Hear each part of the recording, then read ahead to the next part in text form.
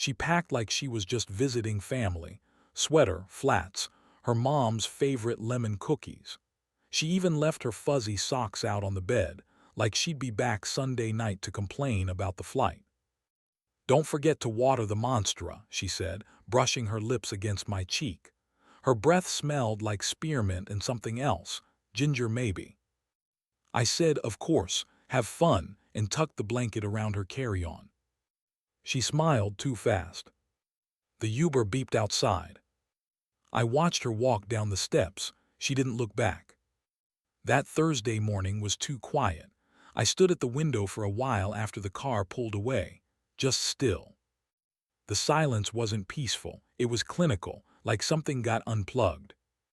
I sat at the kitchen table with my laptop and opened the bank app. My bonus $12 347.22 direct deposit was gone, transferred to our joint savings, then 2 hours later to an account I didn't recognize. No receipt, no text, just gone. I stared at the screen like it owed me an explanation. She didn't say she needed the money. She didn't ask for it. And I didn't offer. At 2:14 p.m. she texted. "Landed, flight was bumpy, love you." I didn't reply. I just opened her friend Tasha's Instagram. She forgot I still followed her.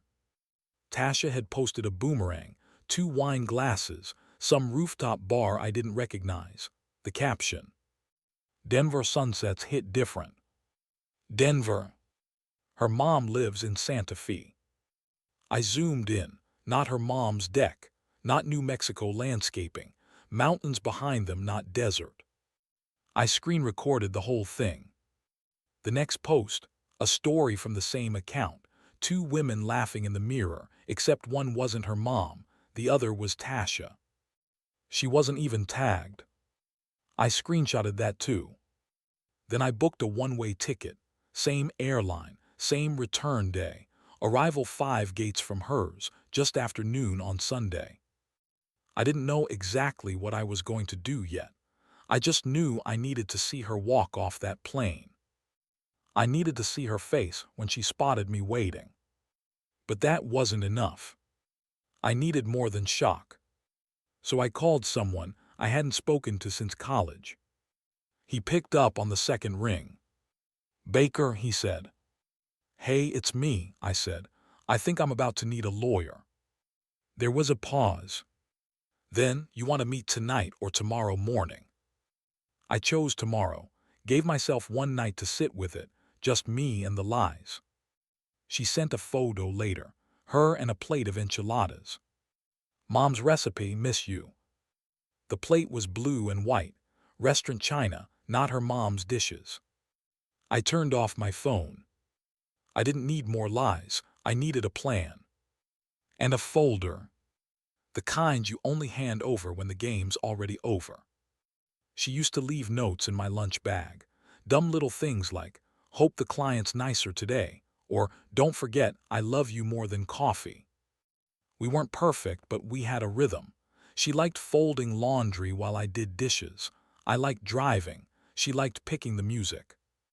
On Sundays, we'd do pancakes. Not the instant kind. She used oat milk and vanilla, got the griddle just right. I'd stand behind her, arms around her waist, stealing blueberries while she swatted me away with the spatula.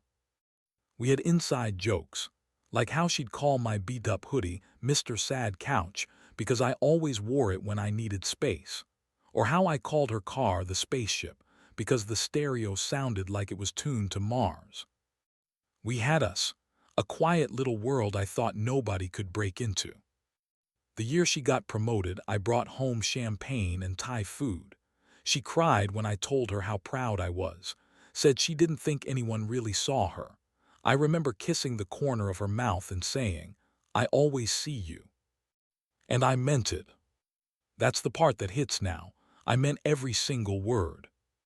When we started talking about IVF, I remember thinking, this is what grown-up love looks like.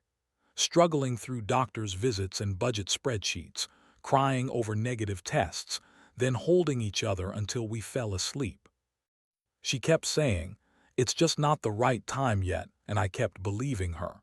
Even when she skipped the consultation, even when she forgot to reorder the supplements. When the bonus hit, she said, "Let's save it. We'll need it when it's finally time." I hugged her, told her it's ours, all of it. That was 2 weeks before she booked the flight. I found the itinerary later. The hotel wasn't even under her name. It was reserved under Keller. Dr. Keller, her dentist. Yeah, she told me once he was married. Said it like it was a joke. "Don't worry, babe, I'm not into molars." I laughed, she laughed. Then she went back for a follow-up a month later, said her crown felt loose. She came home with a new dress and no receipt. But back then, I brushed it off. Because when she curled into me at night, I still believed it was real. I still remembered Italy. That third anniversary, we stayed in a tiny village outside Florence. She cried when I gave her the upgraded ring. "I don't need anything fancy," she said. I told her, "You're not fancy, you're forever." Now looking back, I don't know if she was crying because she was happy or because she already knew. She always said, "We're a team," even during arguments. "We're a team, babe," when the washer broke. "We're a team," when her job got toxic and she wanted to quit. "We're a team," when I didn't get the promotion the first time. She always said it like a promise. Turns out, she just forgot to mention who else was on the team. She started wearing perfume again. Not just any perfume, the one from our first year together. The kind I jokingly called Eau de Sneezefist because it made me itchy and gave me headaches. She said, "It's just something I found in the back of the drawer." I said, "Didn't you throw that one out?" She smiled barely, "Guess not." I remember watching her walk out the door that day, coat swinging, scent trailing behind like a breadcrumb I wasn't supposed to follow. That week she started coming home late. Not every night, just enough to make it seem random. "Work's crazy," she'd say, setting her keys down a little too carefully. I'd offer to heat up her dinner. "I already ate," she'd say, kicking off her shoes, eyes glued to her phone. I started noticing the pattern. She laughed differently on the phone now, shorter, quieter. A laugh I didn't recognize. She never used to take calls in the laundry room, but now that was her better reception spot, even though the signal was fine everywhere else. I remember one night I walked in while she was folding towels. Her phone was face down. She flinched when I picked it up to move it. "No need," she said too fast, grabbing it from my hand. "It's just work." I should have seen it right then. But instead I said, "You've been stressed lately." She looked relieved. "Exactly, that's all it is." I started writing things down. Not because I wanted to be right. Because I knew, deep down, I was already being rewritten. Friday the 3rd, she said she was going out with coworkers for happy hour. Got home at 11:42 p.m., lipstick smudged, smelling like sandalwood. She hated sandalwood. Tuesday the 7th, she left her purse in the car. I went to grab her charger. Found a keycard to the Seabright Hotel, room 504. I checked my phone. She told me she was at Allison's house that night. Allison lives in a one-bedroom. I didn't say a word. The next morning, she kissed my neck and made coffee like nothing had changed. And maybe that was the worst part, nothing had changed, except everything had. I stopped asking where she was going. She stopped pretending to answer. I kept setting the dinner table for two. She kept texting at midnight from the bathroom. One time I asked, "You good?" She said, "You've been really distant lately." That's when it hit me. She wasn't just lying. She was repositioning the blame, like a chess move I hadn't seen coming. I asked if something was wrong between us. She tilted her head like I was speaking a foreign language. "You've been overthinking everything lately." I nodded, maybe. But that night I double-checked our iCloud login. She changed the password. Her location wasn't sharing anymore.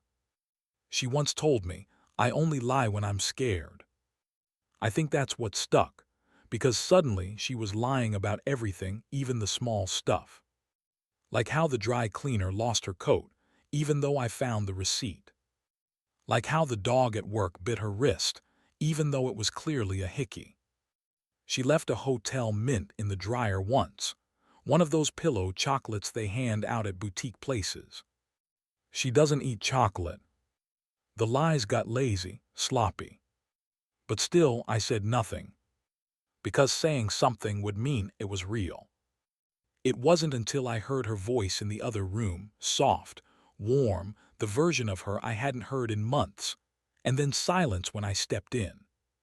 That's when I realized I wasn't paranoid. I was being erased. Quietly, strategically. Like she was already halfway out the door, just waiting for the right time to close it behind her. Her laptop was open on the kitchen counter. Not like her, she always closed it when she got up, like she was trained to keep secrets from the start. It was 11:38. She'd gone to take a long bath. I heard the water shut off 10 minutes earlier. She hadn't come out yet. I wasn't snooping, I wasn't even moving. I was just looking. At the screen, still glowing. A message had popped up, a little preview bubble in the corner. "Wish I was waking up next to you again. Sender Dr. Keller." My stomach went cold, not the punch-in-the-gut kind, colder than that, like falling into still water under ice. I clicked the thread. There were photos, of food, of sheets of him, of her. Messages that read like poetry, if you hate yourself enough. Counting down to Friday. I'll wear the dress you like. Book the room again, 3 nights, corner suite. Corner suite. I looked at the email confirmations in her inbox. Denver, not Santa Fe. The flight wasn't to her mom's, it was to him. The return flight, Sunday afternoon. Window seat, seat 14A. My bonus, had paid for the hotel, the rental car, the couple's massage. The spa package was labeled Lover's Escape. She booked it 4 days after I told her the bonus cleared. I should have thrown the laptop. I should have screamed. But I didn't.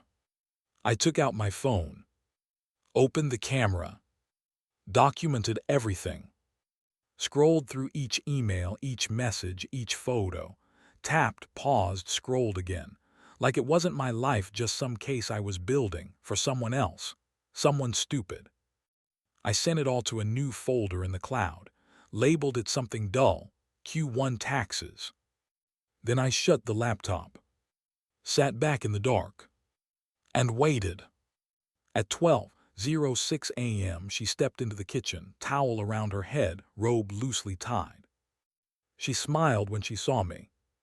"Still awake?" she asked, reaching for a glass. I nodded. She opened the fridge. "Want some tea?" "Sure." Her hands didn't shake, mine didn't either.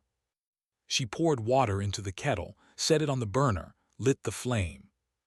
I watched her, calm, collected, humming something soft, like the truth didn't live just 12 feet behind her, glowing from a screen she forgot to close. When she turned back toward me, she said, "I'm really looking forward to this weekend." I nodded again, "Me too." She kissed my forehead, "Love you."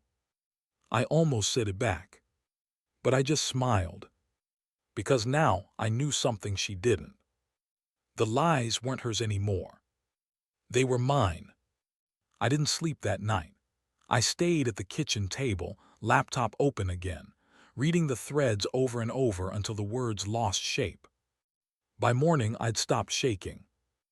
I made her coffee the way she liked it, oat milk, splash of cinnamon. I packed her snacks. I folded her travel blanket into her carry-on. At 8:03 a.m., she walked down the stairs in a beige coat I bought her last Christmas. "Wish me luck," she said. I kissed her cheek. "Have a safe flight." She walked out smiling. I closed the door behind her. Then I opened my contacts, found the name I hadn't touched in over a decade. Baker. He picked up. "Still alive," he said, half laughing. "Barely," I said. "You busy today?" "Depends," he said. "You finally ready to file?" "No, not yet. But I need to talk." "Come by at noon," he said. "Bring everything." I sat across from Baker in his downtown office, watching him scroll through the folder labeled Q1 taxes. He didn't speak much at first, just clicked, zoomed, read. His lips tightened around the edges, but he didn't say a word until he got to the hotel receipt. "She used your bonus for this." I nodded. He whistled low and slow. "You want scorched earth or surgical strike?" "Surgical," I said. "No drama, no noise." He leaned back. "Then we start now." By the time I walked out of his office, we had a plan, clean, quiet, airtight. No confrontations, no yelling matches, just a paper trail and a signature. First move, freeze access. I called Chase from my car, voice calm, even friendly. Said I'd lost track of some activity and needed to lock down the joint accounts. They flagged everything. Her next debit attempt would bounce. I logged into our investment platform, changed the TUFA, moved my stocks to a private account I'd opened 2 years ago and forgotten about until that morning. She wouldn't notice, not yet. Back home, I stood in the hallway staring at the safe. She kept a few things in there, heirloom jewelry, her birth certificate, some cash. I didn't touch any of it. But I changed the combination. I took my passport out and locked the rest back inside. It wasn't about hurting her. It was about clarity, cutting away what was already rotten. I called our utilities, our mortgage servicer, our shared subscriptions, changed logins, disconnected autopay from our joint card. She'd notice eventually when Netflix asked her to re-enter payment and Spotify stopped syncing. I even logged into the grocery app, deleted her favorite items, added a single banana. No reason, just because. That night, I sat in her favorite chair, the one near the window with the view of the elm trees. She always curled up there with a blanket and tea. I sat there in silence. She texted at 9:17 p.m. "Just finished dinner, wish you were here." I didn't reply. I stared at the message like it was written in code, like it belonged to a different universe. I didn't block her. I didn't even mute the thread. I just left it there, hanging. Saturday morning, I laid out her favorite mug, the one with the chipped rim she never let me throw away. I brewed coffee, let it sit. Didn't drink any. Just let the smell fill the house. Sunday came too fast. I dressed slowly, plain shirt, dark jeans, jacket I hadn't worn since our honeymoon flight. I stood in front of the mirror longer than I meant to, not to fix anything, just to look. At 11:02 a.m. I drove to the airport, arrived early, parked in the hourly garage, walked in calmly. Gate B14. I waited at the far end of the terminal, by the empty magazine stand, watched arrivals scroll across the monitor. Her flight on time. I could feel the beige folder in my coat pocket, smooth, heavy in the way truth always is. At 12:06, the passengers started coming down the escalator. She was the sixth one. Alone, no bags. Wearing new sunglasses, and the scarf I bought her 2 birthdays ago.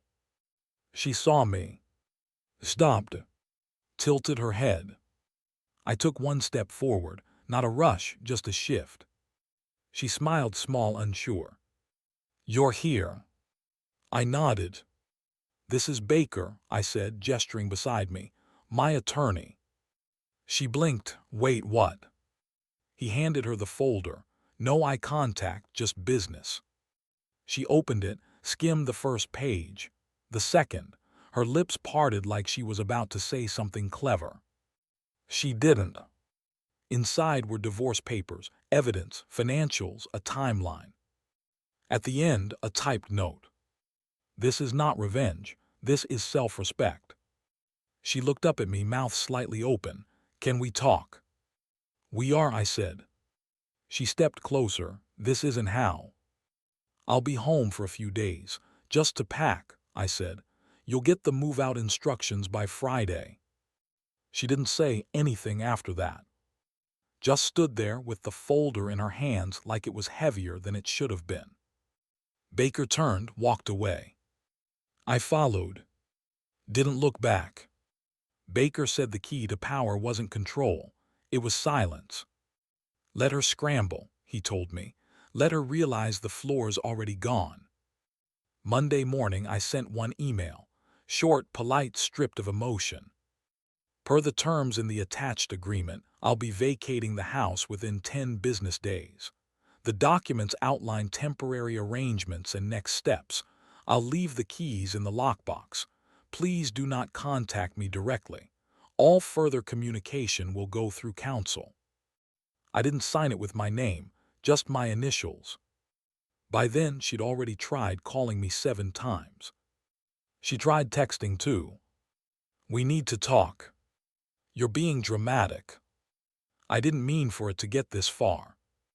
I read every word, replied to none. I wasn't angry anymore. Anger needs friction. This was ice, smooth, final. Baker had the timeline filed by noon. Cleanest divorce petition he'd ever processed, he said. I had copies of her booking confirmations, screenshots of her messages, bank transfers, all marked with dates. My bonus traced to her secret itinerary like red ink on a ledger. She called me cold.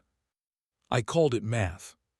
While she was out on rooftop dates with Dr. Keller, I was cross-referencing timestamps and sorting passwords. The rental agreement on the Denver suite, she signed it with our married name. That part was almost funny. I had already moved our remaining savings to a personal high-yield account. Baker helped secure an emergency freeze on all shared assets, since the money came from my employer and was deposited post-tax into my own income. The bonus wasn't considered communal. That part, he said, was luck. The crypto account was mine too. She never asked about it, never logged in, never even knew it had grown past 5 figures. She assumed we shared everything. She assumed wrong. 3 days after the airport, I forwarded the prenup clause she'd never bothered to reread, the one that excluded earnings from non-traditional, speculative assets. She sent back, "Is this really happening?" I didn't respond. Instead, I updated my LinkedIn status to open to relocation. The same night, I booked a short-term lease on a quiet studio apartment 2 towns over. No frills, just space. The house was still in both our names, but the mortgage was under mine. I started the process to buy out her half, using funds she didn't know I still had access to. The lawyer said we could settle fast if she didn't fight, and based on her silence, she wouldn't. I boxed up everything she hadn't already emotionally taken. Old cards, framed wedding photo, her scarves, her books, all into a single cardboard box I left in the garage marked, "Yours." She'd have to pick it up herself. Let her see the empty closet. The folder had landed harder than I expected. Mutual friends reached out, quiet texts, no questions, just check-ins. One of them, her coworker, sent me a message. "Just want you to know this isn't on you. Most of us knew. We just didn't know how to tell you." I stared at that one the longest. Not because I was surprised, but because I was. It's strange how fast a life untangles once you stop tightening the knots. By the end of the week, I'd sorted the utilities, removed myself from her car insurance, and scheduled a change of address. I even paused the cable. She never knew how to reset the router anyway. She sent one more message. "I made a mistake. Please don't hate me." I didn't hate her. But I wasn't going back. I was already too far gone legally, emotionally, financially. I used to think justice looked like a courtroom, a gavel, a big dramatic scene. Turns out it looks more like a quiet inbox, a signed form, a silence that no longer needs to be filled.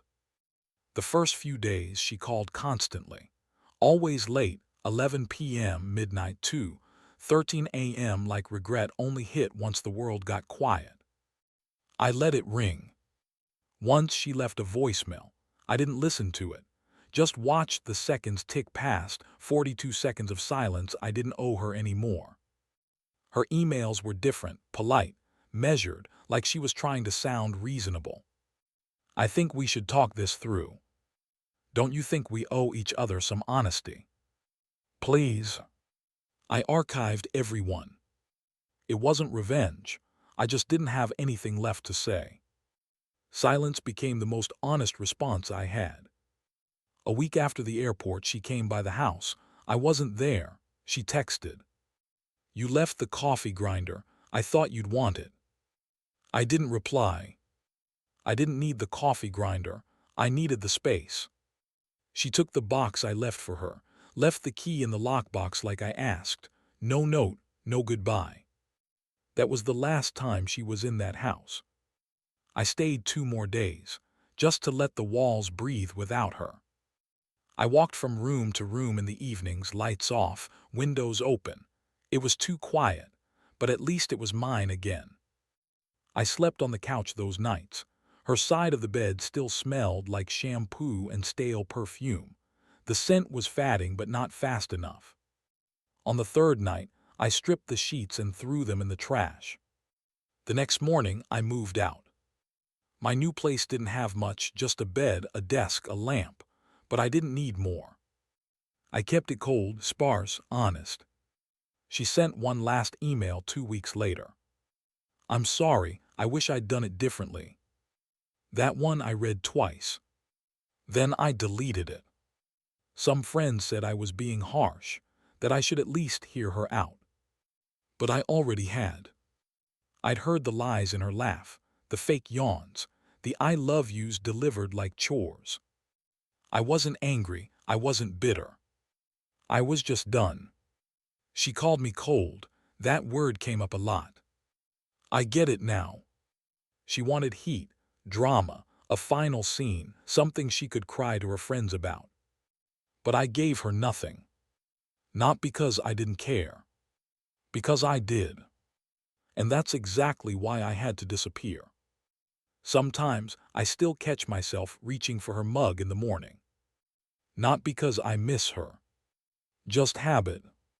It sits in the back of the cabinet now, chipped rim. Let the good times pour written in gold cursive. I don't throw it out. I don't use it either. People ask if I ever got closure. I tell them closure isn't something you find. It's something you stop looking for. She was a version of forever I wanted to believe in. Safe, predictable, a person you think will grow old beside you, not vanish on a Friday afternoon with your bonus and a suitcase packed with lies. But she taught me things. Like how the person who says, we're a team, the loudest is usually the one playing a different game behind your back. Or how the smallest lies, the late texts, the changed password, the new perfume, are never random. They're cracks, and if you stare at them long enough, you'll see the whole shape of the betrayal. I don't hate her. That's not what this is. I just know better now. I don't believe in rescuing people from the messes they choose. I believe in watching from a distance while they realize they're standing in the wreckage they made. Would I do anything differently? No. Except maybe one thing. I wouldn't have waited to act. I wouldn't have needed so much proof. Because trust isn't something you prove once it's broken. It's something you protect before it is. She once said I wasn't emotional enough. I think what she meant was, I didn't give her the chaos she was used to. And she was right. I gave her calm. And when the end came, I gave her silence. This is Revenge with Camden. If you've ever been betrayed by the person you trusted most, hit subscribe. You're not alone.